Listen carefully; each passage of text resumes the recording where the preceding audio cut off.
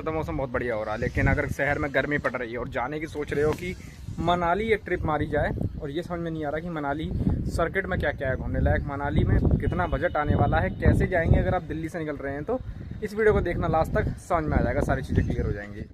तो जैसे कि मोस्टली लोग अपनी ट्रिप स्टार्ट करते हैं दिल्ली से, तो दिल्ली से ओवरनाइट एक बस चलती है जो आपको डायरेक्ट पहुंचाने वाली है मनाली के लिए। आप यहां से एक वोल्वो ले सकते हैं या फिर सेल्फ ड्राइव करके एक कार या फिर बाइक ट्रिप चूज कर सकते हैं। वो आपके ऊपर डिपेंड करता है, आपके ऊपर आपके बजट के ऊपर डिपेंड करता है। बाइक से आएंगे तो बाइक से आना ही पॉसिबल नहीं है रात में, आपको कोई भी अपनी या तो कार ड्राइव करनी पड़ेगी या फिर अपने वोल्वो लेनी पड़ेगी, क्योंकि दिल्ली से मनाली का जो सफ़र होता है वो 12 से 14 घंटे का होता है। और जैसे जैसे आप माउंटेन के पास पहुंचते हैं वैसे वैसे पूरा एनवायरनमेंट लगभग चेंज होने लग जाता है, और साथ ही आपको थोड़ी ठंडी का एहसास होने लग जाता है। ब्यास नदी का व्यू और माउंटेन रोड्स आपको यहाँ पर देखने के लिए मिलने लगते हैं। अगर बात करूं बजट की, देखिए अगर आप एक वोल्वो बस लेते हैं तो वो करीब 800 रुपये से लेकर 2200 रुपये के पर पर्सन के हिसाब से आपको पड़ने वाला है। एंड अगर आप कोई कार लेते हैं तो वो 6000 से 10,000 रुपये पर हेड के हिसाब से पड़ने वाला है आपको। एंड अगर आप एक बेस्ट इसके बीच का देखना चाहते हैं तो आप एक बस ही कर लीजिएगा जो कि दिल्ली से मिल जाती है मनाली के लिए। HRTC की बस भी मिल जाती है, या चाहे तो आप प्राइवेट कंपनीज हैं उनकी बस भी ले सकते हैं।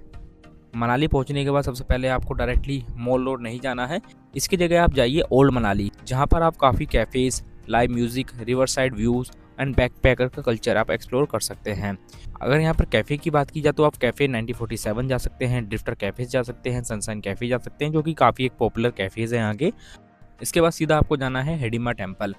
हिडिंबा टेम्पल की अगर बात की जाए तो ये ओल्ड मनाली का सबसे पुराना मंदिर है एंड ये ओल्ड मनाली में ही लोकेटेड है। आप यहाँ पर जाकर कुछ समय अपना शांति में गुजार सकते हैं, क्योंकि जब आप अपनी ट्रिप स्टार्ट करेंगे और ओल्ड मनाली से स्टार्ट करेंगे तो आपको काफ़ी कम क्राउड यहाँ पर देखने के लिए मिलने वाला है। कंपेरेटिवली बाकी जो क्राउड है वो 10 बजे के बाद आना स्टार्ट होता है।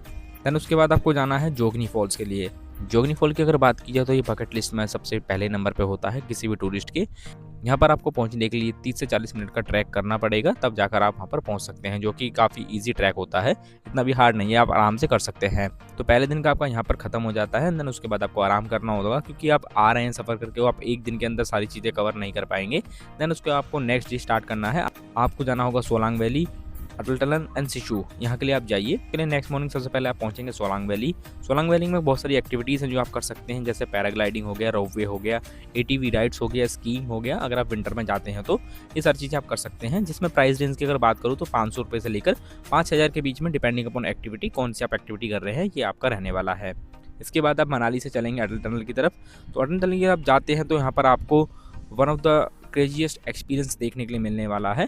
ये लगभग 9 किलोमीटर लंबी टनल है, जहाँ पर आपको BRO का काम देखने के लिए मिलने वाला है, जो कि अपने बॉर्डर रोड्स को मैनेज करता है। एक ऑर्गेनाइजेशन है गवर्नमेंट का, जो सारी चीज़ें मैनेज करती है। पहाड़ों में जितने भी रोड्स हैं उनको सबको मैनेज किया जाता है। तो यहाँ पर आपको जाकर देखने के लिए ये चीज़ मिलने वाली है।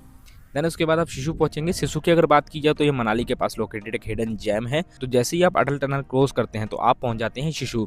सिशु की अगर बात की जाए तो ये काफ़ी कम क्राउडेड वाला एंड एक ह्यूज माउंटेन वाला एक टर्कोइस रिवर के पास बसा हुआ पीसफुल स्पॉट है, जो कि मनाली जाने वाले रियल ट्रैवलर्स की लिस्ट में सबसे पहले नंबर पर होता है। जब आप सिशु जाएँ तो सिशु में ही आपको हिमाचल का लोकल फूड भी ट्राई जरूर करना चाहिए।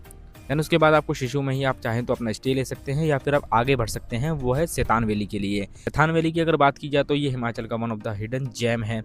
यहाँ पर आपको काफ़ी कम क्राउड देखने के लिए मिलने वाला है। साथ में आप यहाँ पर इग्लू स्टे कर सकते हैं। अगर आप सर्दियों के टाइम पर जा रहे हैं, स्नो ट्रैकिंग कर सकते हैं, आप स्टार गेजिंग कर सकते हैं, बॉन फायर का आप इंजॉय कर सकते हैं। एंड यहाँ पर अगर आप अपनी बाइक से जा रहे हैं तो आप थोड़ा सा रोड का ध्यान दीजिएगा, काफ़ी ऑफ रोडिंग रहती है यहाँ पर। इसके बाद आपको जाना है हैलान वैली के लिए, जिसे जाना विलेज के नाम से भी जाना जाता है। अगर आप कम क्राउडेड वाली जगह को देखना चाहते हैं और आप हिडन जेम एक्सप्लोर करना चाहते हैं मनाली के आसपास, तो इस जगह को आप जाइएगा। यहाँ पर आपको हिमाचल का रॉ एंड ऑथेंटिक साइड देखने के लिए मिलने वाला है। इसके बाद चाहे तो आप यहाँ पर स्टे कर सकते हैं, एक रात रुक सकते हैं और तारों की छाँव में एक रात यहाँ पर गुजार सकते हैं। नीचे यहाँ पे आपकी लास्ट ट्रिप होने वाली है। तो यहाँ पर सुबह उठ के आपको डायरेक्ट पहुँचना है मनाली। मनाली से आप बस ले सकते हैं, या फिर आप अपनी जैसे भी कार से आए हैं, किसी भी तरीके से आप आए हैं, वहाँ से आप वापस की ट्रिप कर सकते हैं। अगर मैं बात करूँ मनाली की, तो मनाली में अगर बजट आप एक ट्रिप देखना चाहते हैं तो 8000 से 12000 रुपये आपके लिए इनफ रहने वाले हैं। एंड अगर आप एक मिड रेंज देखना चाहते हैं, जो मैंने आपको बताया, जिसमें आपका तो ये था मनाली का एक गाइड जो मैंने आपको बताने की कोशिश की। मनाली में आसपास देखने लायक वैसे तो कम जगह हैं। वैसे अगर मनाली की बात की जाए तो मनाली एक ऐसा मतलब पॉपुलर डेस्टिनेशन नहीं है, बेसिकली ये एक जगह पड़ता है। अगर आपको लद्दाख की ट्रिप करनी है, आपको स्पीति की ट्रिप करनी है, तो एक बीच का एक सेंटर पॉइंट पड़ता है जिसकी वजह से लोग यहाँ पर जाते हैं घूमने के लिए। एंड बाकी अगर आप सर्दियों में जाते हैं तो यहाँ पर आप स्कीइंग कर सकते हैं, बाकी स्नो एक्टिविटीज़ होती हैं, वो सारी चीज़ें कर सकते हैं एक्सपीरियंस जो आपको मिलने वाला। देखो उम्मीद करता हूँ आपको ये वीडियो पसंद आई होगी, और मैं अपने जो चैनल की वीडियोस है स्टार्टिंग फेज़ में जो मैंने डाली थी यानी ट्रैवल गाइड वाली, उन सभी को रिक्रिएट कर रहा हूँ। उसका सबसे बड़ा रीज़न ये है कि जो मेरे पुरानी वीडियोस थी उसमें इस तरीके की क्वालिटी नहीं थी कि लोग मुझे पहचाने एंड लोग मेरी वीडियोज़ को देख के थोड़ा सा कुछ समझ में आए, क्योंकि मुझे पहले बोलना नहीं आता था और चीज़ें एक्सप्लोर करना नहीं आता था। एंड इसके अलावा मैंने कभी ज़्यादा ट्रैवल भी नहीं किया था, लेकिन पिछले 5 सालों से मैंने बहुत कम वीडियोस इस चैनल पे डाली हैं, आप जाकर देख लेना, लेकिन ट्रैवल बहुत ज़्यादा किया है। एंड उसका रीज़न ये था कि भाई ट्रैवल खुद से करूँगा तो मुझे समझ में आएगा कि फूड की क्या कॉस्ट आती है, कहीं भी अगर घूमने जा रहा है, कोई भी बजट में एक्सप्लोर करना चाह रहा है, ट्रांसपोर्टेशन की क्या कॉस्ट आने वाली है, एंड इसके अलावा अकोमोडेशन यानी कि जो सबसे महंगा जो हमें पड़ जाता है, किसी जगह पे स्टे करना पड़ता है।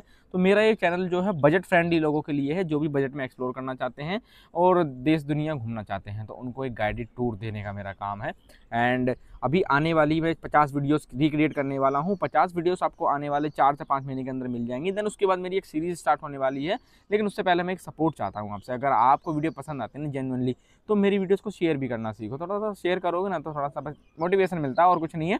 और थोड़ा सब्सक्राइबर बढ़ जाएंगे तो अपना लाइक कुछ नया एक्सपेरिमेंट कर पाएंगे, कुछ बना पाएंगे। तो यही वाली सिंपल सी चीज़ है जो कहना चाह रहा था। मिलता हूँ अगली वीडियो में। Thank you for watching.